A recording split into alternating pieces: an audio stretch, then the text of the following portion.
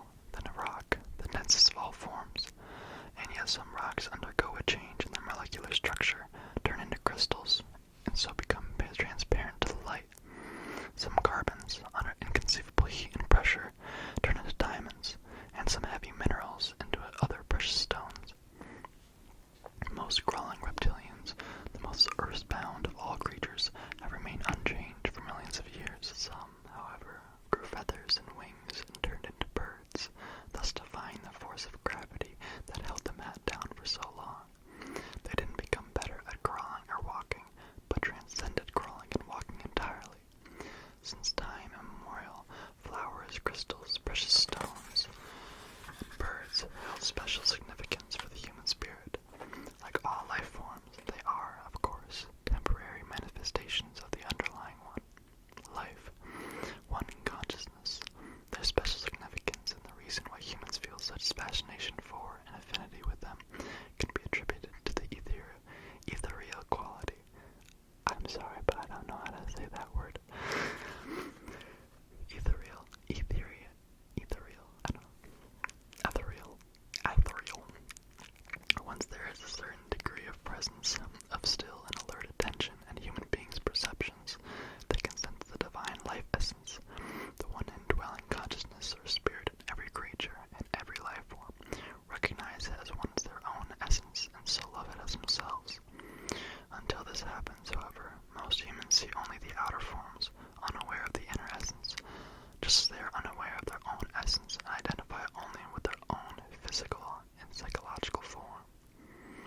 In the case of a flower, a crystal, a precious stone, or bird, however, even someone with little or no presence can occasionally sense that there is more than the mere physical existence of that form, without knowing that this is the reason why he or she is drawn toward it, feels an affinity with it. Because of its ethereal nature, its form obscures the indwelling spirit to a lesser degree than is the case with other life forms. The exception to this are all newborn life forms, babies, puppies, kittens, lambs, and so on. They are fragile, delicate, not firmly established in materiality. An innocence, a sweetness and beauty that are not of this world still shine through them. They delight even relatively insensitive humans. So when you are alert and contemplate a flower, crystal, or bird without naming it mentally, it becomes a window for you into the formless.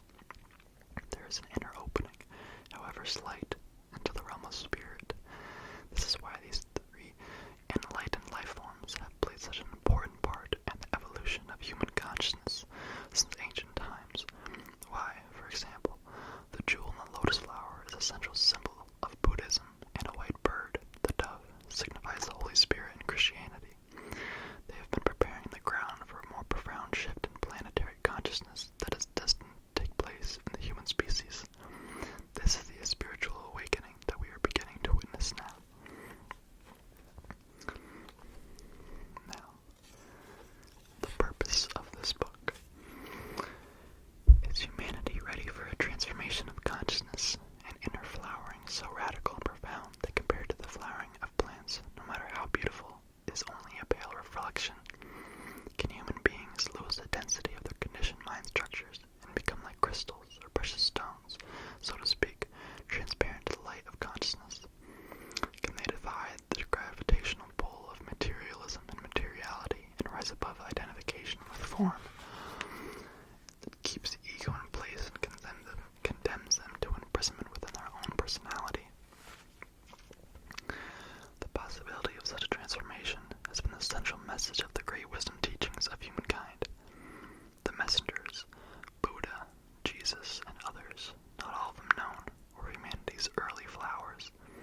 They were precursors, rare and precious beings. A widespread flowering was not yet possible at that time, and their message became largely misunderstood and often greatly distorted. It certainly did not transform human behavior, except in a small minority of people. Is humanity more ready now than at the time of those early teachers? Why should this be so? What can you do, if anything, to bring about or accelerate this inner shift? What is it that characterizes the old egoic state of consciousness, and by what signs is the new emerging consciousness recognized? These and other essential questions will be addressed in this book. More importantly, this book itself is a transformational device that has become out of the arising new consciousness. The ideas and concepts presented here may be important, but they are secondary. They are no more than signposts pointing toward awakening. As you read, a shift takes place within you. This book's main purpose is not to add new information or beliefs to your mind or try to convince you of anything, but to bring about a shift in consciousness.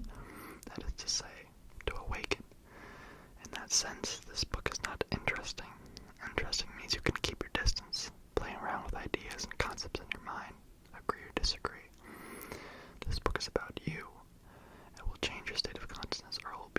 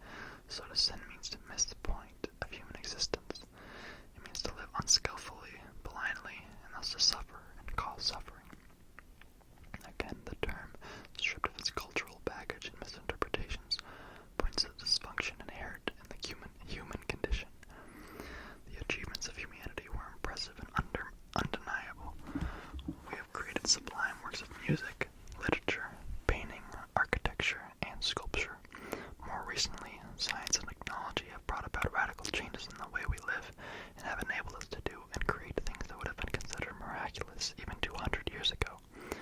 No doubt the human mind is highly intelligent, yet its very intelligence is tainted by madness. Science and technology have magnified the destructive impact that the dysfunction of the human mind has upon the planet, other life forms, and upon humans themselves. That is why the history of the 20th century is where that dysfunction, that collective insanity, can be most clearly recognized. A further factor is that this dysfunction is actually intensifying and accelerating. The First World War broke out in 1914. Destructive and cruel wars, motivated by fear, greed, and the desire for power, have been common occurrences throughout human history, as had slavery, torture, and widespread violence inflicted for religious and ideological reasons. Humans suffered more at the hands of each other than through natural disasters.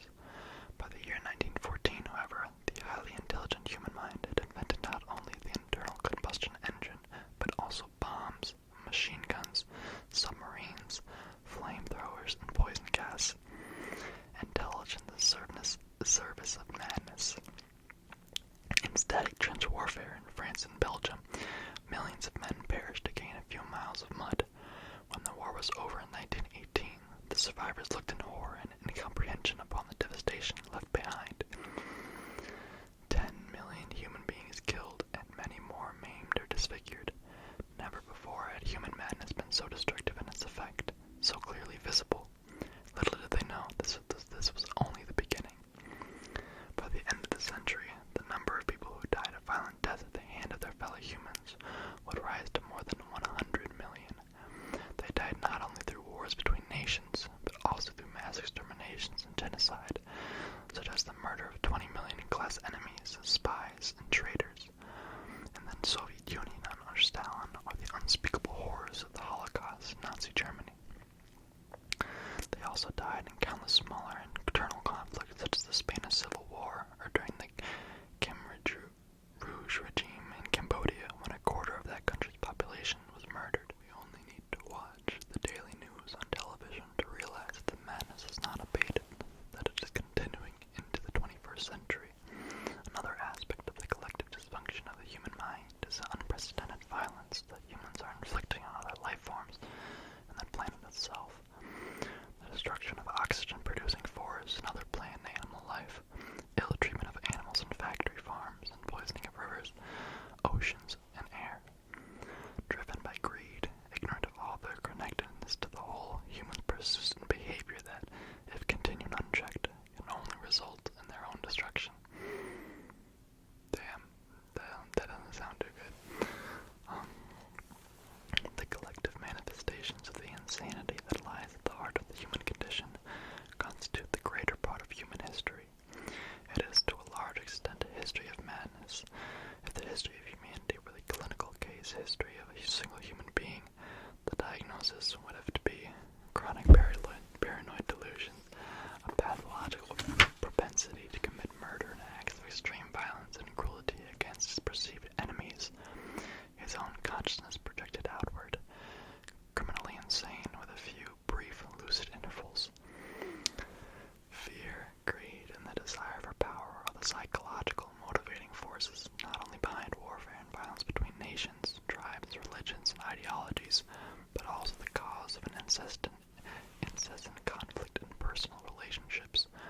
They bring about a distortion in your perception of other people and yourself. Through them, you misinterpret every situation, leading to a misguided action designed to rid you of fear and satisfy your need for more, a bottomless hole that can never be fulfilled. It is important to realize, however, that fear, greed, and the desire for power are not the dysfunction that we are speaking of, but are themselves created by the dysfunction, which is a deep-seated collective delusion that lies within the mind of each human being. A number of spiritual teachings tell us to let go of fear and desire, but those spiritual practices are usually unsuccessful. They haven't gone to the root of the dysfunction. Fear, greed, and desire for power are not the ultimate casual factors. Trying to become a good or better human being sounds a commendable and high-minded thing to do, yet it is an endeavor you cannot ultimately succeed unless there is a shift in consciousness. This is because it is still part of the same dysfunction, a more subtle and rarefied form of self-enhancement, of desire for more, and a strengthening of one's conceptual identity, one's self-image. You do not become good by trying to be good, but by finding the goodness that is already within you and allowing that goodness to emerge. But it can only emerge if something fundamental changes in your state of consciousness. The history of communism, originally inspired by noble ideals, clearly illustrates what happens when people attempt to change external reality, create a new earth, without any prior change on their inner reality, their state of consciousness. They make plans without taking into account the blueprint for dysfunction that every human being carries within, the ego. The arising new consciousness. Most ancient religions and spiritual traditions share the common insight that our normal state of mind is marred by a fundamental defect. However, out of this insight into the nature of the human condition, we might call it the bad news, arises the second insight, the good news of the possibility of a radical transformation of human consciousness. In Hindu teachings, and sometimes in Buddhism also, this transformation is called enlightenment. In the teachings of Jesus, it is salvation, and in Buddhism, it is the end of suffering.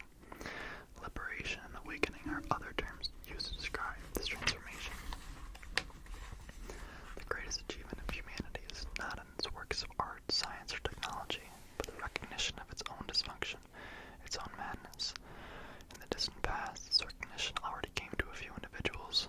A man called Gautama Siddhartha, who lived 2,600 years ago in India, and was perhaps the first who saw with absolute clarity.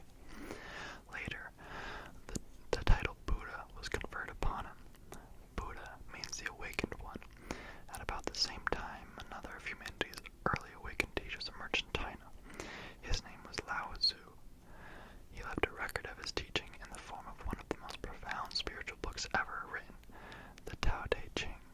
I don't know if I said that right. To recognize one's own insanity is, of course, the arising of sanity, the beginning of healing and transcendence. A new dimension of consciousness had begun to emerge on the planet, a first tentative flowering. Those rare individuals then spoke to their contemporaries.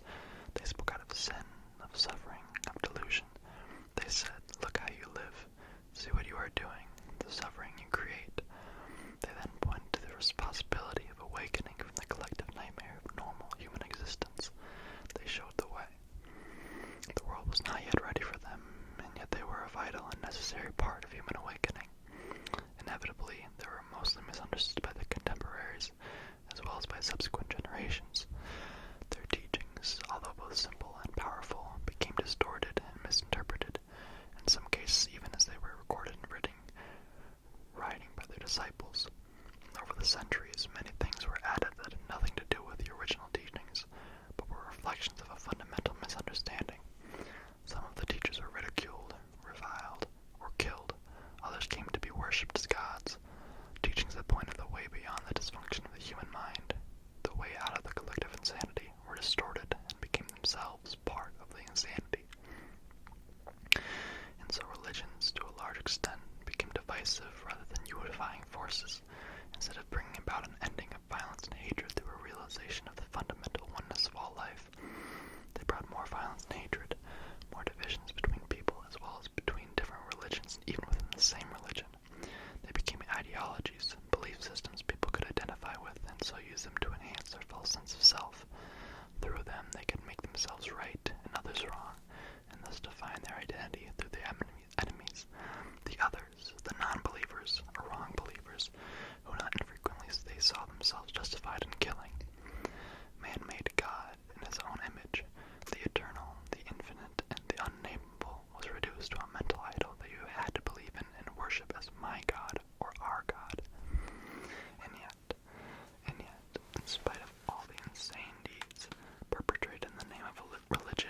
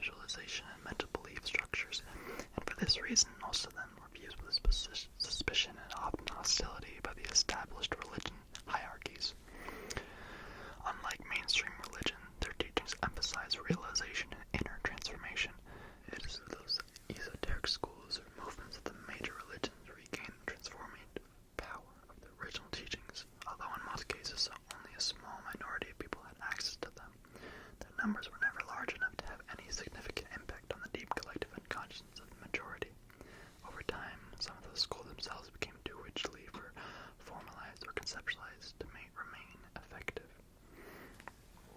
And the next chapter is spirituality and religion, and I'll save that for another video if you guys would like to see that.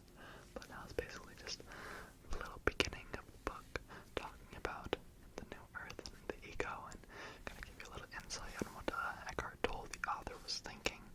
And yeah, I've read this book. It's a very quality book. It just leads you to question a lot of things, and I think you could learn a lot out of this book. At least I have. You know, like I said, everyone's experience is different. Yeah. Before I end this video off, I just wanted to give you guys a little update on where I've been, what I've been up to. Like I said, I would in the beginning. I've been really busy with track, but I've been having a lot of fun with it too, because like I told you guys, my foot was broken and sprained for a while during basketball for like months, and so I'm finally able to get back to where I was and getting it all healed up, and that just feels amazing. I get back to exercising, and I can make a whole ramble on that topic specifically